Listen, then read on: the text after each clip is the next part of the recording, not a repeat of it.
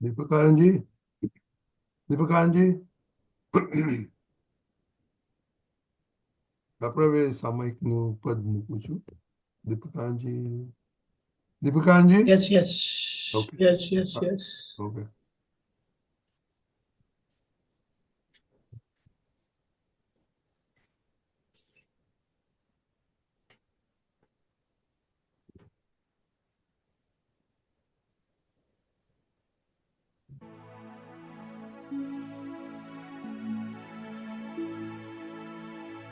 મન્નવચ કાયાવહો ઉપકારે મન્નવચ કાયાવહો ઉપકારે સદબુદ્ધિ હો જગ વ્યવહારે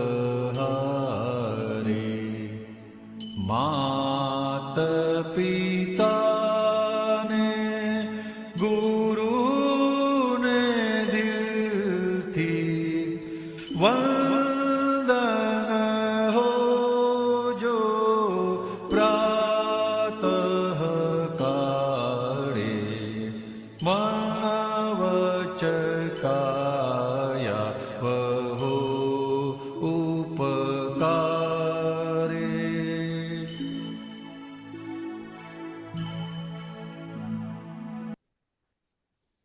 જય સચ્ચિદાનંદ કેશવાનંદજી. આપણે આ પદ ને એમાં જે પ્રાપ્ત મન વચન કાયા છે તે કેવી રીતે બીજાના ઉપકારી ભાવમાં આપણે જીવી જઈએ અને એ સાચી સમજણથી જગ વ્યવહારમાં કે આપણે બધા જ ઋણાનુબંધમાંથી આપણે છૂટી જઈએ અને માતા પિતા અને ગુરુના પરમ વિનયમાં રહીને આપણે એમનું ઋણ પૂરું કરીએ એના માટે સમજણ આપો. આ ગજબની વસ્તુ દાદાએ આપેલી છે અને કવિરાજે આ પદ જે ગાયું છે ને એ અમે તે વખતમાં રોજે ગાતા હતા. આ પદની અંદર એક એક કડીની અંદર એટલા બધા રહસ્ય મૂકેલા છે ને કે કલ્પનામાં ના આવે. શા માટે? કારણ કે આપણે કોઈ દિવસે બી જગત માટે, બીજા માટે, ઘરવાળા માટે કોઈ દિવસે વિચાર જ નથી કર્યો. પોતાના માટે જ આપણે જીવન જીતા રહ્યા છે અને પોતાના માટે જ આખું જીવન કાઢી નાખતા હોઈએ છે. પણ આ કવિરાજ કે છે કે મન વચ કાયા વહો ઉપકારે. આપણે બીજા માટે જીવન જીવવાનું હોય. દાદા ભગવાને શું કર્યું? આખું જીવન આખા જગત માટે કાઢી નાખ્યું. સવારે 6 વાગ્યાથી લઈને રાત્રે 11-12 વાગ્યા સુધી શું કરતા હતા? કેમ કરીને આ બધા મહાત્માઓ જ્ઞાનને પામે? કેમ કરીને બધા આપણા પુત્રો પોતાની વસ્તુને, દાદાની વસ્તુને પકડી શકે? કેમ કરીને આ મહાત્માઓ પોતાના આત્મામાં રહીને જગત કલ્યાણ માટે નિમિત્ત બને? તો એ આપણે એ દાદાએ જે આખું મિશન મૂકેલું છે આ પદની અંદર કે સદબુદ્ધિઓ જગ વ્યવહારે. આપણે નોર્મલી આપણી બુદ્ધિ શામાં વાપરીએ છીએ? કેમ કરીને બીજાનું હળવી લઈએ? કેમ કરીને બીજાનું લઈ લઈએ? પોતાનું સુખ આપણે જોતા નથી અને બીજાનું સુખ પણ આપણે બધું તોડી નાખીએ છીએ. બીજાનું સુખને પણ હલાવી દઈએ છીએ. તે વખતે આપણી બુદ્ધિ ચાલતી નથી. એટલે કહ્યું કે સદબુદ્ધિ. સદબુદ્ધિ વાપરે ને ત્યારે જ એમને આખી જગત માટે વિચાર આવે. સદબુદ્ધિ વાપરે ને ત્યારે એમને ખબર પડે કે કેમ કરીને હું બીજાને હેલ્પફુલ થાઉં. સદબુદ્ધિ વાપરે ને ત્યારે એમને લાગે કે મારા મન વચન કાયાથી કોઈને દુઃખ ના થાય. સદબુદ્ધિ વાપરે ને તો એમને લાગે કે આ મારો મન વચન કાયા કંઈ જગત માટે કંઈ કામ લાગ્યું. એટલા માટે સદબુદ્ધિઓ આપણા નિરંતર દાદા પાસેથી આ શક્તિ માંગવી જોઈએ કે હે દાદા ભગવાન, અમારો મન વચન કયા જગત માટે વપરાય, જગતને ઉપકાર માટે વપરાય. અમારે એવી સદબુદ્ધિ આપો કે આપણા વ્યવહારથી કોઈ જીવને દુઃખ ના હો અને અમારો વ્યવહાર એવું આદર્શ વ્યવહાર થઈ જાય જેથી કરીને દાદા ભગવાનનું જ્યારે આપણે આદર્શ વ્યવહાર થાય ને તો મને તો ઘણી વખત એવું યાદ આવે કે હે દાદા ભગવાન, અમારો એવો આદર્શ વ્યવહાર કરી આપો કે જેથી કરીને અમને જોતાની સાથે બધા જ લોકોને દાદા ભગવાન યાદ આવે કે આ કેવા દાદા ભગવાન હતા કે જેને જોતાની સાથે આપણો વ્યવહાર આવો શુદ્ધ થઈ ગયો. તો બધાને દાદા ભગવાનનું ત્યારે આપણે કઈ વસ્તુ દાદા માટે આપણે કરી કહેવાય, જ્યારે લોકો અમને જોઈને, અમારા વ્યવહારને જોઈને, બધાને અમારા વ્યવહારને આંખોથી જોઈને એમને દાદા ભગવાન યાદ આવી જાય, ત્યારે આપણે કહીએ કે આપણે દાદા માટે કંઈ કામ કર્યું કહેવાય. અને માતા પિતા ને ગુરુ ને દિલથી દાદાનું એ બહુ જબરજસ્ત આખું પ્રોજેક્ટ હતું. જ્યારે અમે બધા બહુ નાના હતા, નવી નવી આપણે દાદા પાસેથી મળ્યા હતા, તો અમને મા બાપ સાથે કેવી રીતે વ્યવહાર કરવું કશું આવડતું નહોતું. આ દાદા ભગવાને આખું વ્યવહાર શીખવાડ્યું, કેવી રીતે મધર ફાધર સાથે રહેવું જોઈએ, કેવી રીતે તે એમને કેવી રીતે આપણે એમનું ઉપકાર માનવું જોઈએ, કેવી રીતે એમને વંદન કરવા જોઈએ, કેવી રીતે એમની સાથે એમની કાળજી કરવી જોઈએ, અમને દાદા ભગવાને શીખવાડ્યું. બાકી તો આપણે જાણે આપણે એવું માનતા હતા કે જાણે આપણે ઉપરથી આવ્યા હોય, ખબર નહીં કે ભાઈ મા બાપની શું વેલ્યુ હતી, કશું ખબર નહીં, કશું આવડત નહીં, અને પોતપોતાની મસ્તીમાં જીવન કાઢતા હતા. પણ આ દાદાએ આખું વિઝન ખુલ્લું કરીને આપ્યું કે આ માતા પિતા એટલે શું, ગુરુ કરતાં પહેલા એમની પદવી આપેલી છે. એટલે એ દાદાએ જ્યારે સમજણ આપી ત્યારે અમને દાદા મા બાપની વેલ્યુની ખબર પડી કે શું છે માતા પિતા. એટલે આપણે નિરંતર અમે દાદા ભગવાન પાસેથી શક્તિ માંગીએ કે એ દાદા ભગવાન, અમે અમારાથી જે કંઈ ભૂલો થઈ હોય અમારા માતા પિતા પ્રત્યે, યા આપણે જાણે અજાણે કોઈ દુઃખ આપેલા હોય તો અમને તો ગમે ત્યારે બી યાદ આવે ને ત્યારે અમે પ્રતિક્રમણ કરીએ. અને એ નિરંતર એ જ્યાં હો ત્યાં એમના માટેની કલ્યાણ ભાવના કરીએ, મોક્ષ માર્ગ ઉપર ચાલે એ રીતે દિવસ રાત. ત્યારે પણ અમે ગમે તેટલું બી દાદા મધર ફાધર માટે કરીએ ને ગુરુ માટે કરીએ ને તોય બી આપણે એમનું કોઈનું ઋણ ચૂકાવી શકીએ નહીં આ ભાવમાં. બરોબર છે? બહુ સરસ. એટલે આપણે અહીંયામાં બહુ પરમ વિનય અને લઘુત્તમ ભાવ આખો આપણો કેળવાય. જે અક્રમ વિજ્ઞાનનું ફાઉન્ડેશન છે ને મોક્ષ માટેનું પેલું શું કે બેન્ચમાર્ક છે. જય સચ્ચિદાનંદ. જય સચ્ચિદાનંદ. કીર્તિબેન બોલો. હા, અનમ્યુટ કરો. જય સચ્ચિદાનંદ. કેશવાનંદજી, દીપકાનંદજી, જય જય સચ્ચિદાનંદ. સચ્ચિદાનંદ. When I listen to this આ પદ સાંભળું છું તો મારો આ ક્વેશ્ચન આ છે કે મન વચન કાયા વહો ઉપકારે, એટલે this is what મારા જીવનમાં આવી રીતના આવે છે. પણ મને સમજ આપજો વધારે. જ્યારે આ નેચર જે છે, સવારે ઉઠો તો તમે સૂર્યના જે કિરણો અનકન્ડિશનલી એમની હાજરીથી બધા જીવોને સુખ શાંતિ મળે છે, જીવી રહ્યા છે. Same way with the wind. If the wind is not there, the wind is સહજ. એ બધા સહજમાં છે અને એમની હાજરીથી બધા જીવો જીવી રહ્યા છે, બધાનું અસ્તિત્વ છે.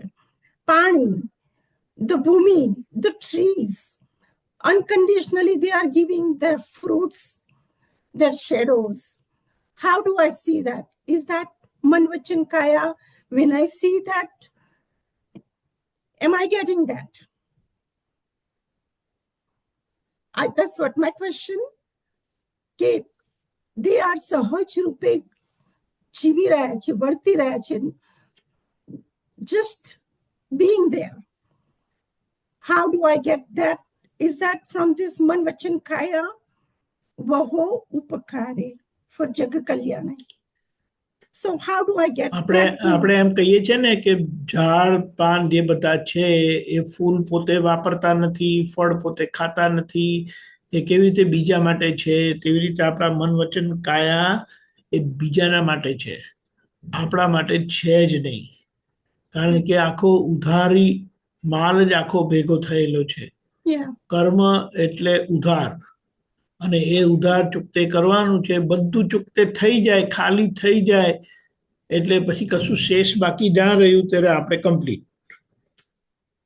એટલા માટે આખું આ સમજણ આપે છે કે આ પ્રકૃતિમાં બધા જે બધા છે તે આપી રહેલા છે, અને માણસ જ એક છે કે જે લઈ રહ્યું છે, અને એના લીધે બીજું ઊભું થાય છે. અને આપણને છૂટવાનો રસ્તો બતાડી દીધો કે છૂટવા માટે હવે ખાલી થવાનું છે. અને આપણે ખાલી એમને એમ કરીએ નહીં, એટલે દાદા સંભાવ્ય નિકાલમાં ખાલી થવાનો અને ખાલી કરવાનો રસ્તો બતાડી દીધો.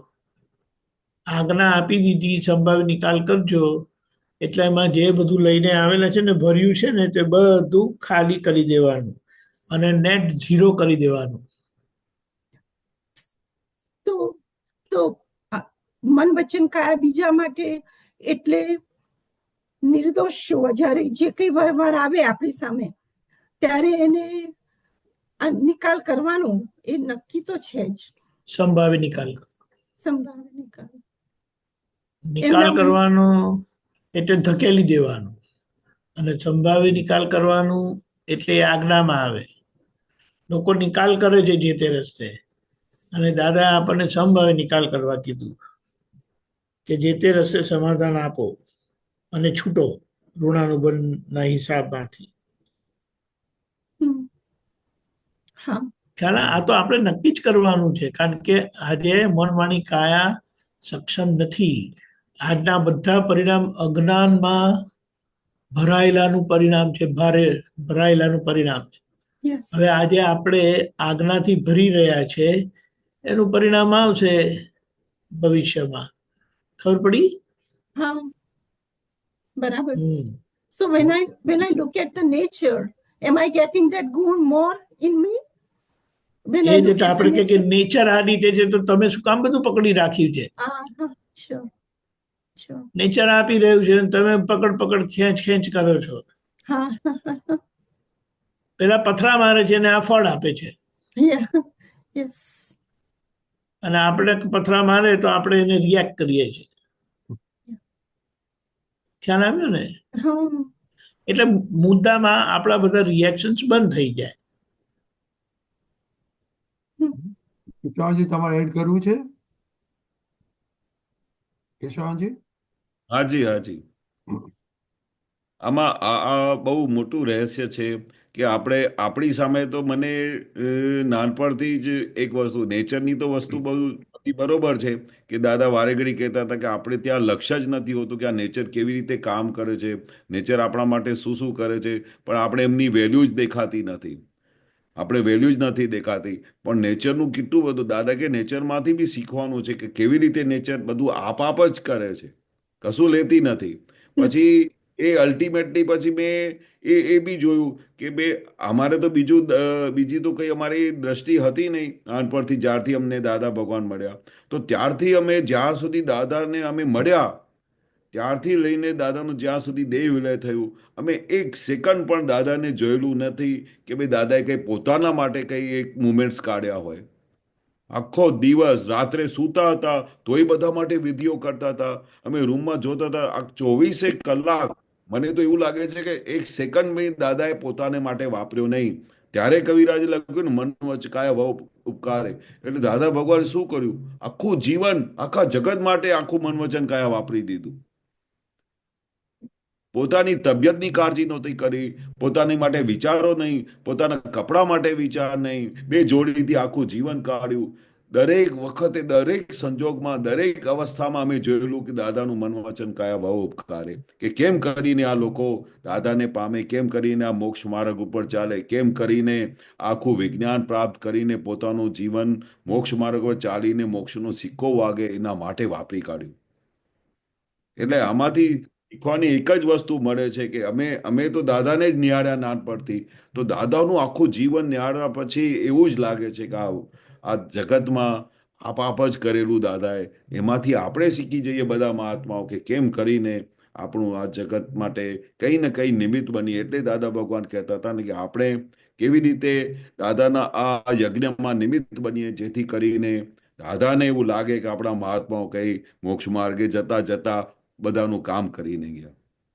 બરોબર છે? બરાબર. Yes. બહુ સરસ. જય જય સચ્ચિદાનંદ. સચ્ચિદાનંદ. કેવો ટાઈમ થઈ ગયો જય. છે? તો કેશવજી શ્રીમતી બોલો. અમીબેન ને કીર્તિબેન પ્લીઝ ફોલો.